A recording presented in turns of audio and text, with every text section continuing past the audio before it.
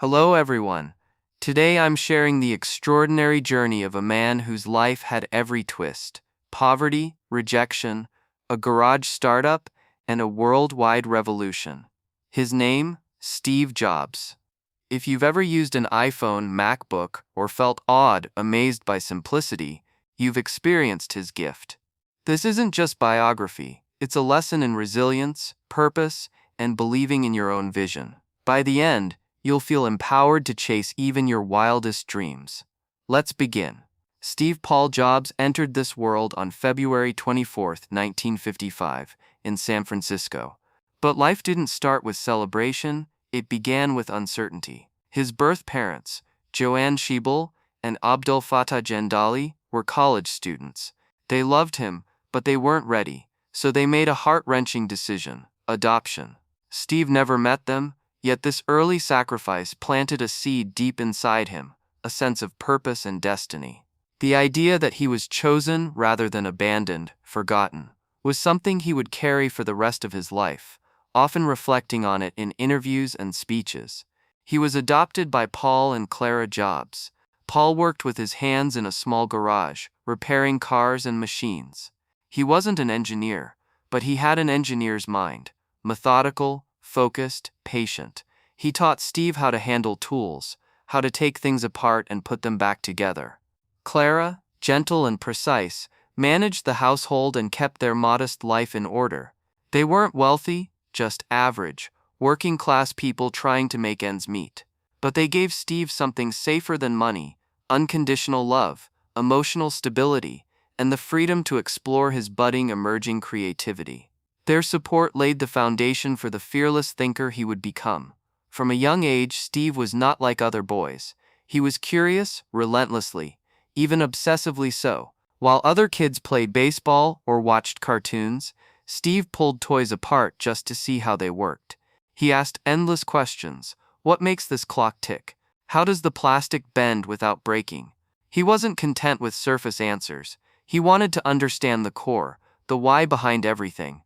But this same intensity made school difficult. He struggled socially, bored by conventional lessons, and often clashed with teachers. He wasn't a troublemaker in the usual sense. He was a challenger of limits. Once he built a small fireworks device and set it off at school.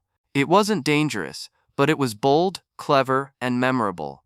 It was his early rebellion, not against authority, but against boredom and mediocrity. When he was 10, the Jobs family moved to Los Altos, California. Unknowingly, they had relocated to the very heart of what would become Silicon Valley, the epicenter of global innovation. One day, young Steve wandered into a company that had a room-sized computer. He stood frozen, eyes wide with wonder. That machine can change the world, he thought. That single moment would ignite a lifelong passion for technology and invention, a fire that never dimmed. In high school, Steve met Ronald Wozniak, a shy, brilliant tech wizard with a mind wired for invention. Woz was already building electronic gadgets most adults couldn't wrap their heads around, and Steve instantly saw something special in him. They clicked, not just as friends but as visionaries. Their first real creation together was a blue box, a small, clever device that let users make free long-distance phone calls by mimicking the tones used by phone companies. Technically, it was illegal, but for Steve and Woz, it wasn't about scamming the system. It was about proving that technology could bend the rules of reality. Woz later said, "Without the blue box, there could be no Apple." That little gadget wasn't just a fun project. It was proof that they could build things that changed how people interacted with the world. In 1972, Steve enrolled at Reed College in Oregon, but after just 6 months, he dropped out. Not because he couldn't handle it, because he refused to waste time on subjects that didn't ignite his passion. Still, he continued to audit classes that fascinated him. One of them was calligraphy. Everyone thought it was useless, but Steve was captivated by its beauty, its structure, its elegance. Years later, that seemingly random interest showed up on the first Macintosh in the form of revolutionary fonts and typography. It's a powerful reminder: even the smallest passion can shape something massive. After spending 2 years around Reed's campus, Steve took a bold step. He traveled to India, seeking something no classroom could offer: spiritual insight. He wasn't chasing money or fame, he wanted meaning, inner clarity. That journey deeply changed him. He came back not just more mature, but more centered, calmer, more reflective, more focused. That spiritual grounding stayed with him for life. It helped him make hard choices, survive public failures, and stay true to his vision when the world doubted him most. Back in Cupertino, Steve and Woz got to work in a place as humble as their beginnings, Paul Jobs' garage. Surrounded by wires, wooden workbenches, and handwritten schematics, they built their first computer. It was scrappy, ambitious, and full of promise. They named their creation Apple, simple, fresh, approachable. Just like the fruit, the name stood out in a world dominated by cold, technical terms. They started selling it to local electronics stores and tech hobbyists, assembling parts by hand and dreaming big in that cramped little garage. Then came the Apple II, a leap forward in both design and impact. It had color, a keyboard, and could be used right out of the box. No programming degree required. For the first time, regular people could own and operate a computer. When Apple II launched in 1977, it was a cultural shift, and Steve Jobs was just 22 years old. Overnight, he became a tech celebrity. But for Steve, success was never about money. "I want to make a computer people love," he would often say. That was his mission, creating technology that felt human. He was a perfectionist, not just in product design, but in everything. He'd scrutinize packaging, obsess over the placement of icons, and demand that even the code be beautiful. Once he famously told his engineers, "If it's not perfect, start over." That kind of intensity made Apple different. It made it special. In 1984, Apple released its masterpiece, the Macintosh. It was bold and revolutionary, with a graphical user interface, icons you could click, and a mouse that let people interact intuitively. It felt magical. To launch it, Steve unveiled a cinematic commercial during the Super Bowl, breaking every marketing rule. It wasn't just a product, it was a moment in history. But behind the scenes, things weren't so smooth. Steve's demanding nature, sharp criticism, and intense vision clashed with his colleagues and the board. The tension was building. He was passionate, intense, authoritative. Some called him difficult. In 1985, the board removed him. Even the genius can fail. Steve was devastated, but not destroyed. Then he founded Next, aiming to build powerful computers for education. He also bought a small studio, Pixar, when it was almost bankrupt. Pixar eventually created Toy Story in 1995, the world's first fully computer-animated film.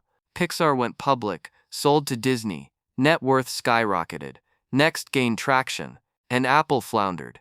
In 1996, Apple bought Next, and just like that, Steve returned to the company he founded. He walked in, not as an employee, but as a visionary reborn. He cleared out failing projects, focused the team, rebuilt culture. Out of this came the iMac, then the iPod, then iTunes, then the iPhone. Each product wasn't just technology, it was a lifestyle. Sleek, simple, magical. "People don't know what they want until you show it to them," Steve once said. He blended art and science, business and humanity. Under him, Apple became the world's most valuable company. But behind the brilliance, his health was quietly fading.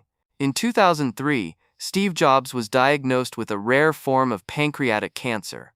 True to his nature, he sought alternative treatments, strict diets, natural therapies, and delayed surgery. Some believe he later regretted that decision. But through it all, he never stopped creating. In 2007, he introduced the iPhone, a device that changed how the world communicates. In 2010, he unveiled the iPad. Each launch was groundbreaking. Each time, he appeared thinner, softer spoken, but always present. In 2005, at Stanford's graduation ceremony, Steve gave a powerful speech. He said, "Your time is limited.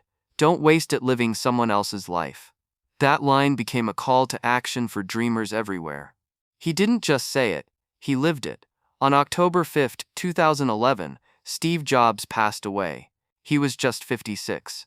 The world paused. Apple stores turned into memorials. Fans left notes. Competitors honored him. Because Steve Jobs was never just a CEO, he was a visionary. A symbol of courage, clarity, and creativity. And what can we take from his story? Be curious, think differently, embrace rejection, start again, make your work reflect your soul, balance feeling with function. And above all, stay hungry, stay foolish. This was the story of Steve Jobs, but also the story of belief in yourself, in your vision, in a better world. Thank you for watching. If this story inspired you, share it. Let someone else feel the power of purpose. Until next time, keep learning, keep building, and most of all, stay inspired.